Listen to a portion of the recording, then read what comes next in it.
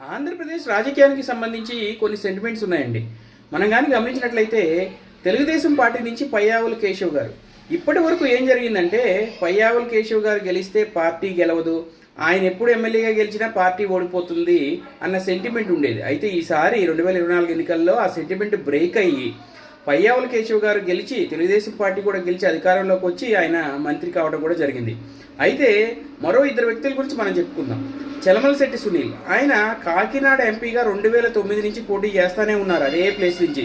2009 Prajarajyam, 2014లో YSR Congress party, 2019లో Telugu Desam party, 2024లో మళ్ళీ YSR Congress party. అన్నిసార్లు కూడా ఆయన ఓడిపోయారు, పార్టీ ఓడిపోయింది. అలాగే దేవినేని అవినాష్ గారు, మనకు తెలుసు ఆయన 2014లో విజయవాడ ఎంపీ, తర్వాత 2019లో గుడివాడ ఎమ్మెల్యే, మళ్ళీ ఇప్పుడు విజయవాడ నుంచి ఎమ్మెల్యేగా. ప్రతిసారి ఆయన ఓడిపోవడంతో పాటు ఆయన పోటీ చేసిన పార్టీ కూడా సోదిలో లేకుండా పోయింది.